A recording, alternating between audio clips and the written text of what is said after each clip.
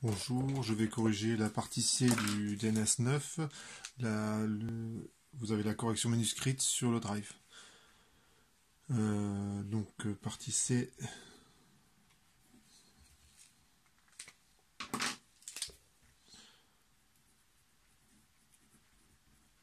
Du DNS9, et donc ça c'est le corrigé. On prend une trajectoire, c'est une spirale logarithmique. Ça s'écrit comme ça, et on est en coordonnées cylindriques. Alors on dit parfois coordonnées polaires quand Z est nul, quand on est dans le plan OXY. Donc ce que ça veut dire, X, Y, si je prends un angle θ comme ça, eh bien le point M il se trouve à la distance petit r, qui vaut R0 exponentielle θ, du point O, qui est là. Donc ce qu'on vous demande de calculer, c'est la valeur de R. Donc il y a un tableau, donc je vais pas le remplir, je vous montre juste, comme ça vous voyez de quel tableau je parle. Enfin, de toute façon il n'y en a qu'un seul, donc ça va être vite fait. Et on prend différentes valeurs de θ, on calcule petit r, et on trace la courbe. Donc surtout, ce qu'il ne faut pas faire, voilà, si vous faites ça, θ et petit r, aucun intérêt. Vous avez tracé une belle fonction exponentielle, si vous faites ça, c'est inutile. C'est pas ça que je vous demande. Moi, ce que je vous demande, c'est la courbe dans le plan OXY. Ça veut dire qu'une fois que vous avez rempli ce tableau, vous prenez de la place, X, Y. Vous prenez un angle θ, allez, je mets au hasard 30 degrés, ouais, on est à peu près ici. Alors, vous tracez un trait comme ça, à 30 degrés. Et vous prenez la valeur qui est là. Donc je prends une vraie valeur qui est dans le corrigé. Ah, c'est l'angle est en radian. Bon, bah, peu importe. On prend une valeur qui est ici, qui est tant de centimètres. Et bien vous reportez les tant de centimètres entre le point O et le point M. Et là, vous avez un point de la courbe. Et puis après, on prend le point suivant. 40 degrés. On regarde la valeur de R. Et on place le point. Donc c'est ça que je vous demande, qu'on vous demande à la question 1. Et la courbe, c'est une spirale logarithmique. Donc c'est comme un escargot. Vu de profil, ça va donner un truc comme ça.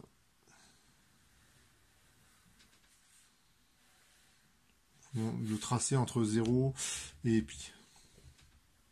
Ça va faire un truc comme ça. Donc si je continue la courbe, en fait la feuille de papier elle serait pas assez grande, et je peux la continuer aussi dans l'autre sens.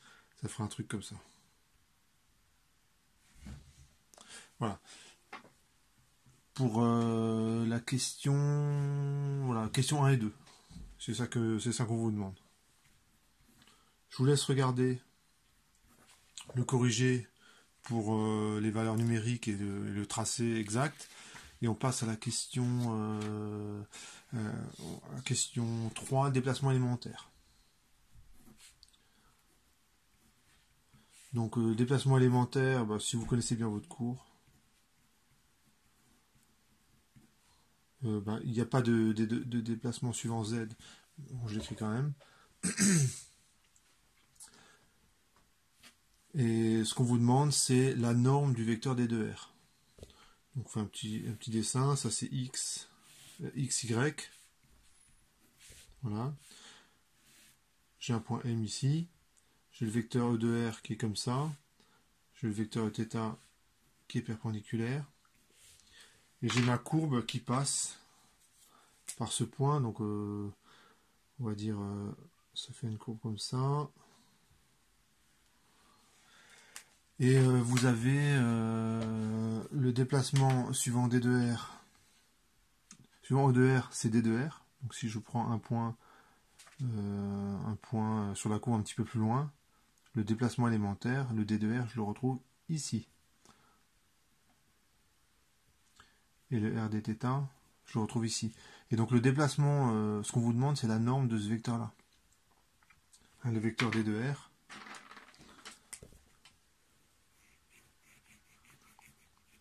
C'est ce vecteur-là. Bon, c'est Pythagore, hein.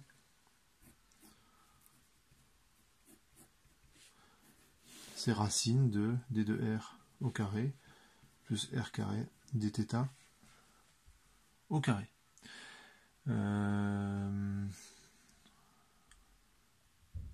Donc j'ai fait aussi la question 4, 3 et 4.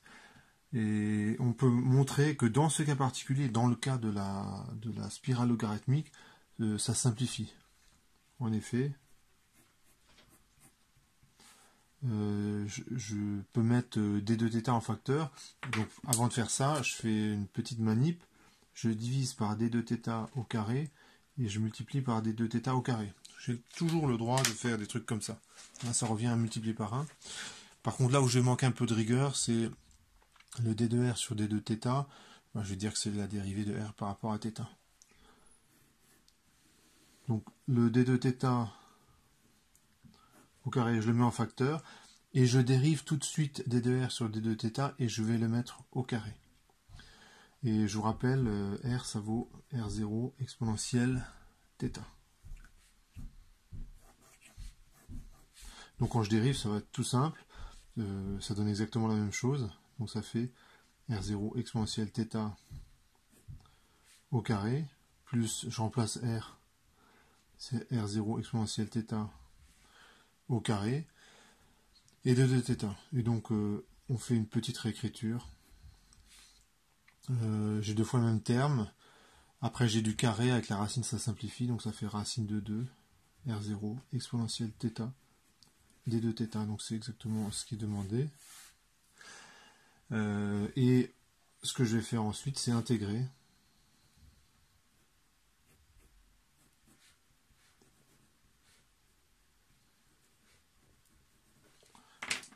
De part et d'autre. Donc si je mets un signe intégral, donc je respecte bien l'égalité, ce que je fais à gauche, je le fais à droite.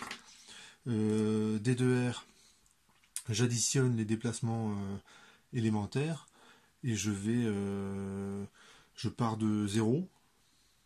En fait, ce truc-là, c'est la longueur de la courbe. C'est la courbe, je vous remontre, c'est de là jusqu'à là. D'accord. Donc, et d de r, donc ce serait un petit bout de, par exemple, ce serait ce bout-là. La norme de d de r, ce serait la longueur de ce petit segment. Et donc, ici, je vais... est-ce qu'elle a un nom? Bon, allez, je l'appelle L. Et ici, θ varie de 0 à pi. Ça, c'est l'énoncé qui vous le dit. Bon, il s'agit d'intégrer une exponentielle. Ici, l'intégrale des déplacements élémentaires, c'est rien d'autre que L.